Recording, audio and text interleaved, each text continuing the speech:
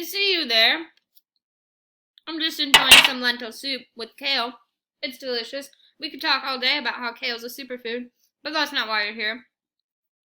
Let's go into Canvas and see what we've got to do today. Maybe. So we are just about done with our unit on the human impacts of the hydrosphere. We've got a lab to do today, and then tomorrow we've got some eutrophication notes, which are doodle notes, so you can draw along with me. Thursday we review, and Friday we have a test. Let's see where exactly that lab went.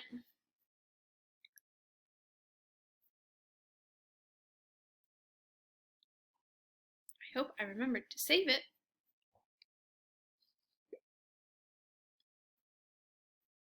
Well, it might, oh, there it is. All right, and see, that's why I don't have your assignment page up anymore. That's just a mess. But anyways, today we are going to be doing a lab in class about the human impacts on the hydrosphere. If you clicked on this link, that means that you wanted to learn how to set up the lab yourself. If by chance you don't have the supplies that I'm about to list here, you're welcome to join us for our Zoom call where you can take the data from another student who's in the classroom. So those are at 10 a.m. or 1:30 p.m. If you miss the Zoom call, I'll put a video of the class doing the lab on the assignment. But be warned, your classmates are not professional videographers or people or actors, so it might be a little hard to hear them. Your best bet for joining us is going to be going on the Zoom. But like I said, if you wanted to try and do this lab at home, you don't need all that many supplies. You need corn syrup, and I actually put up, I thought I edited this. 1 second, please. I'm going to put up right now the teacher version of the lab, which has all the instructions in it that you need if you want to try and do this yourself. So, let's share this link.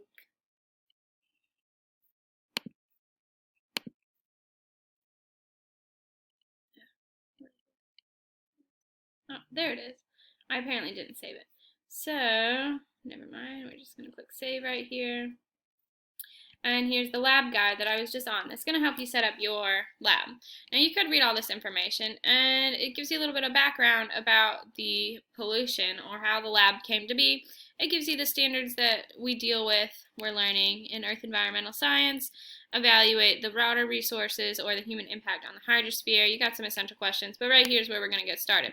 So you need a large clear bowl or a 2-liter bottle. And I actually use a storage container that's about this big by this big. So anything that's about this size will do.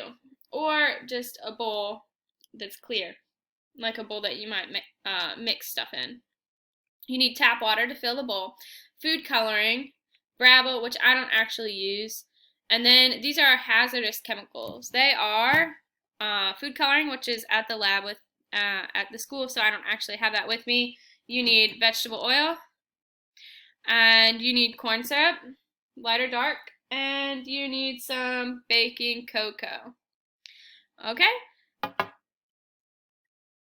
You need a small plastic cup, one for each of your pollutants, so you're going to need 4 if you're doing this at home, and then copies of the loop map, the pollutant description sheet, and the student worksheet, which are all online for you. So here's the preparation. You're going to fill the bowl half full with clear water and gravel if you got it, but I don't have it, so we're not going to use it, to create a shoreline and place in a central location in the classroom or on your dining room table.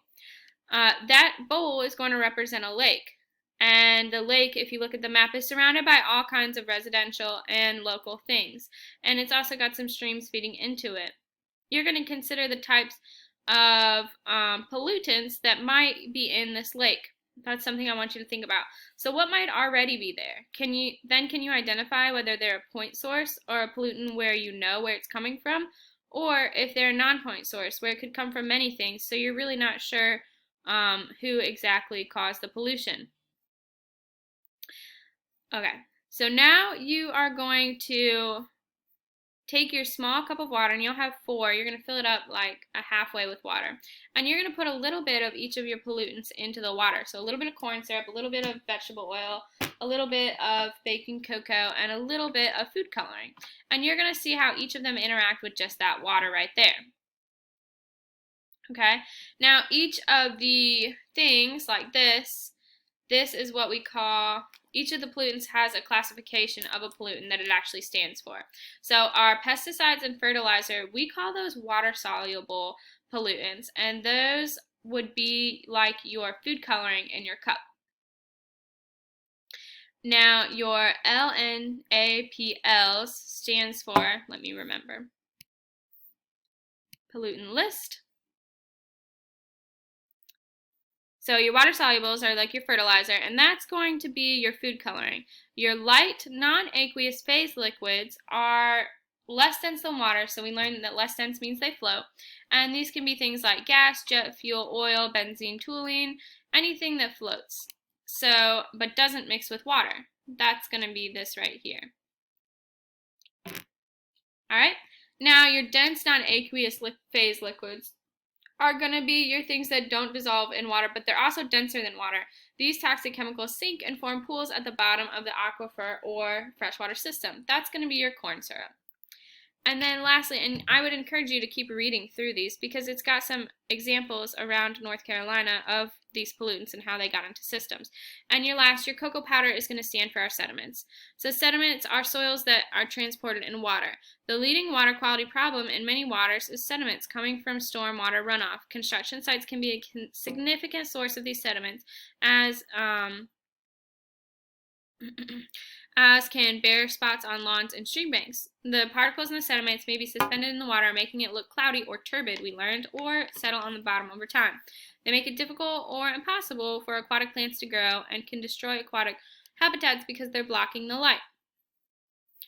Alright, so here's some examples and properties that can, on your map, which is right here. So some of these properties, see if you can identify which sediment comes from where. So like we have a parking lot right here in a strip mall, which might have lots of sediments coming off of them, or even your light non-aqueous solutions like your oil. We have subdivision under construction, which means that a lot of your sediments might be coming from there. We have Holston Farm with a leaking underground fuel tank. So that could be definitely polluting the water with more of your non-aqueous light solutions like gasoline or diesel. Okay, so I want you to try and identify where these come from. And there's actually a list right here for you. This is going to help you answer the questions as well on your student lab sheet.